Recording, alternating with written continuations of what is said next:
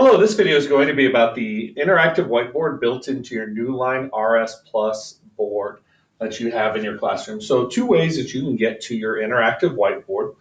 First way is if you have it as an icon on your quick launch or through your toolbars, which you may have either on the left or the right hand side. The icon that you're looking for is the one with the pencil. It looks like it's on the piece of paper. So I'm going to click on that icon there. That's going to open up my Newline board.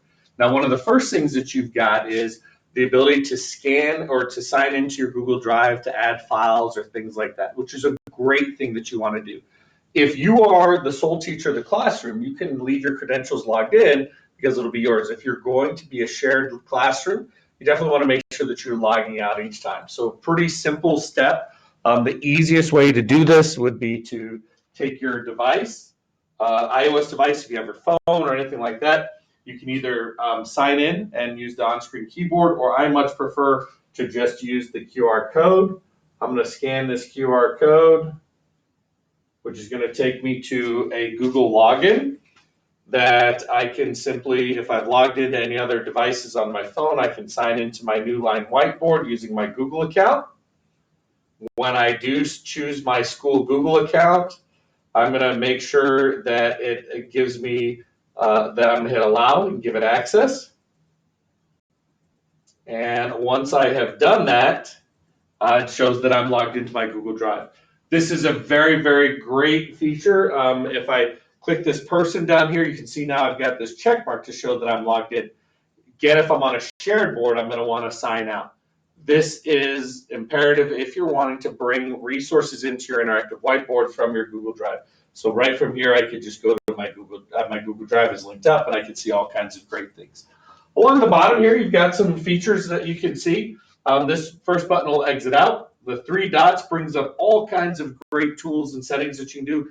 I'm happy to do some more advanced things with you. I can insert images. I can add files. If I go in and I want to add a file, I could sit that I want to open up a file, and what location do I want to open a file from? Where do I want to go to open up a file? I'm going to go back here. I can have a QR code, which is going to allow me to exit pages. If I want to export my entire interactive whiteboard as a PDF or as a picture, I can choose what am I saving it. Am I doing all of my whiteboard pages? Do I want to do all pages, selected pages? How do I want to export that so students could come by if they have their devices? They could take a picture with their Chromebook camera. They could take a picture with their iPad camera to save the devices that you've got. I've also got the ability that I can add under these three dots. I can add a text box. I can add sticky notes if I would like to drop a sticky note in here. If I want to get the sticky note out? One of the first things that you'll notice with your board is you may or may not be able to write with your finger if you want to write with your finger. You may be restricted just to pen.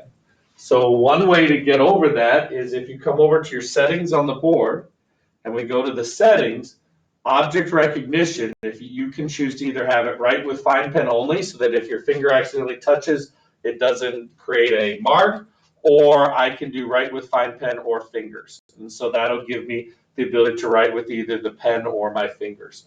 So when I get this, and if I have the pen with fingers, I can certainly do that. Down here, and I'm kind of skipping around just a little bit, but we've also got the ability with our tools that we can do. I can add rulers in for those of you that are math people. Lots of rulers, protractors. I can add in different protractors. I can use my fingers to rotate the protractors. That'll show the degrees of angle. I can lots of different things with my protractor tools if I would like to do that. Then I have just a straight ruler. If I would like to add that ruler in, again, it's a see-through ruler, so I can make measurements. If I'm making lines for a certain amount of distance, I can rotate it. Some really cool stuff that I can do with that there. The visualizer is a great add-in tool if you have your IPVO document camera that's equipped in most classrooms. You can plug that in through your front panel USB ports, side panel USB ports, and you can directly import anything from your document camera right into your interactive whiteboard. When you go to your canvas, you have the ability with your canvas that you can split the canvas if you do split mode. It'll actually put your canvas into 2. You could use the 3 dots again, and you could make it even a 3 split, where you can have 3 separate canvases so that students could work on and have their own whiteboard that they would like to work on. They have the pen tool, the erase tool, and then they have the clear all tools, so that all 3 of them would have those same tools across it. If I exit, it'll leave out of my split mode, go back to my regular board so that I've got that. The next icon that you have is your move icon. When you've got your board, I can actually expand my board out, make it even longer. So don't leave as pages. It's kind of an ever expanding. So if you're working flow charts or other things, I can move up and down.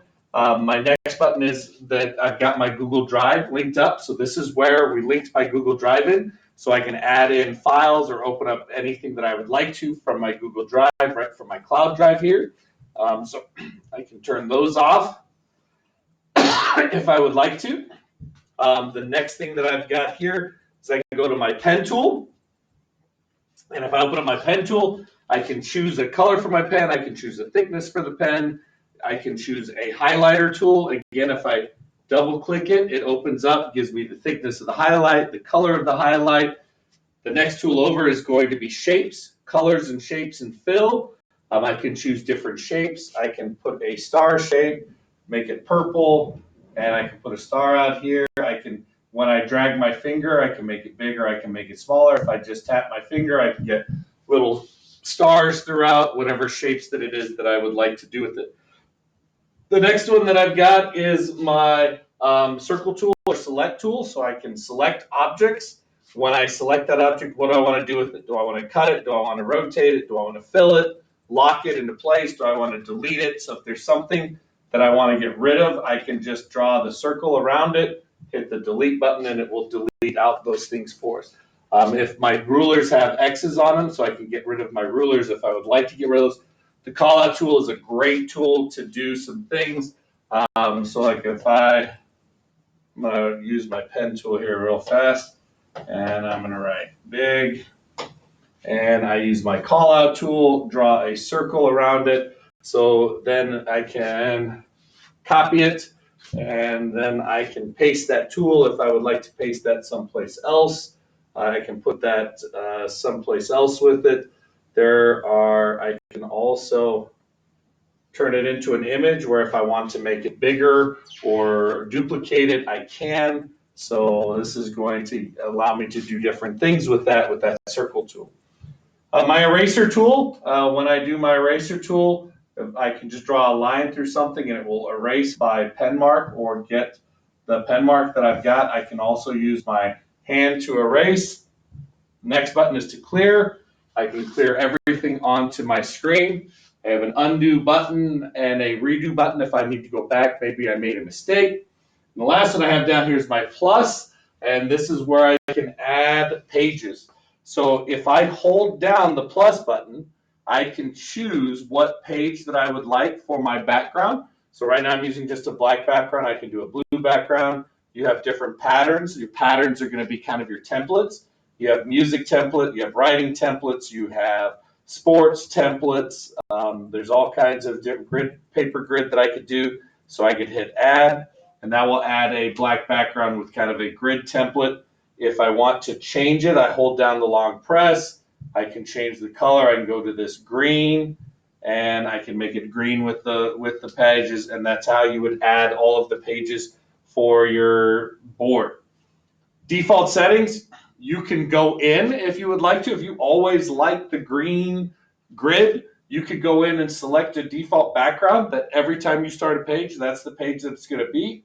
You can set your default pen thickness and pen style, your default highlight style, and you can set your type of eraser. How do you want to set your eraser?